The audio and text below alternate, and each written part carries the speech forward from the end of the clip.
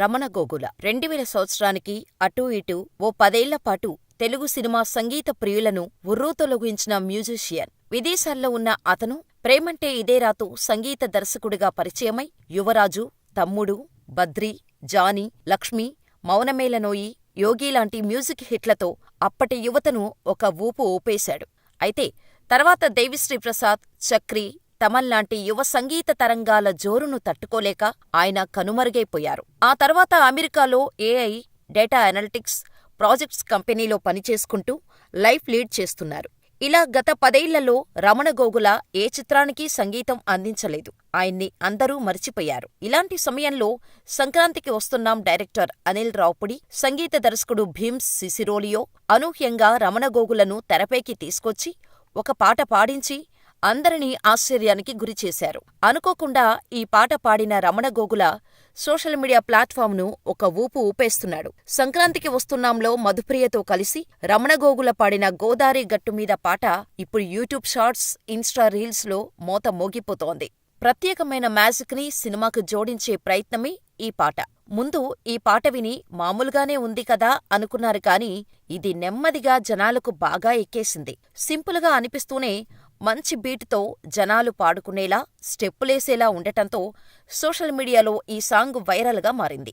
ఈ పాటకు ప్రత్యేకతను తీసుకొచ్చింది రమణ గోగుల వాయిసే అనడంలో సందేహం లేదు. ప్రేమంటే ఇదేరా సినిమాతో వెంకీకి సంగీత దర్శకుడిగా మరుపురాని ఆల్బం ఇచ్చిన రమణ గోగుల 18 ఏళ్ల తర్వాత ఇప్పుడు గోదారి గట్టుమీద పాటతో సింగర్గా గుర్తుండిపోయే పాటను అందించాడు. ఇంత గ్యాప్ తర్వాత వచ్చి ఇలా ఒక పాటతో ఊపేయడం రమణ గోగులకే చెల్లింది. ఈ పాటకు వస్తున్న స్పందన చూస్తుంటే మునుముందు గోగుల టాలీవుడ్లో కనిపించనుంది. ఇదిలా ఉంటే రమణ గోగుల సంగీత దర్శకుడిగా, గాయకుడిగా, పాటల రచయితగా, పాప్ సింగర్గా ప్రపంచానికి పరిచయమైంది మాత్రం 1996లో తన టీంతో కలిసి Misty rhythms indie pop studio album అయ్యే లైలాతో పాటు ఓ మ్యూజిక్ వీడియోను విడుదల చేశారు. ఇది భారతదేశంలోని ఎంటీవీ, ఛానల్ వి లాంటి మ్యూజికల్ బేస్డ్ ఛానల్లో బ్లాస్ట్ అవ్వటం తెలుగు సినీ ప్రపంచం ఆయనను టాలీవుడ్కి ఆహ్వానించింది. ఇలా 3 దక్షిణ భారత భాషలలో దాదాపు 25 సినిమాలకు సంగీతం అందించారు. ప్రేమంటే ఇదేరా తెలుగులో సంగీత దర్శకుడిగా ఆయన మొదటి సినిమా.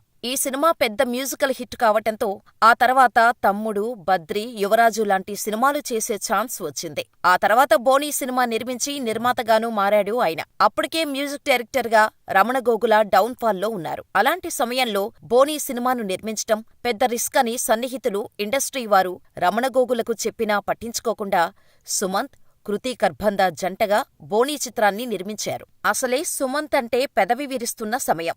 అలాంటిది బాగానే బడ్జెట్ పెట్టి సినిమా నిర్మించటం సాహసం. కానీ కనీసం ఓపెనింగ్స్ కూడా రాలేదు. ఇలా ఫైనల్ రన్లో బోనీ సినిమా పెద్ద డిజాస్టర్గా మిగిలింది. ఫైనాన్షియల్ గా దెబ్బతిన్నారు. దానికి తోడు పాటల్లో ఆయన గొంతు బాగున్నా మధ్యలో వచ్చే అరుపులు, కేకలు బాగోలేదని ఫిలిం ఛాంబర్ నుంచి సూచనలు అందాయి. అయినా ఆయన పంథా మార్చుకోకపోవడంతో ఇండస్ట్రీనే పక్కన పెట్టినట్టు అప్పట్లో వార్తలు వచ్చాయి. సంగీత దర్శకుడిగా ఆయన చివరి సినిమా వెంకటాద్రి ఎక్స్ప్రెస్.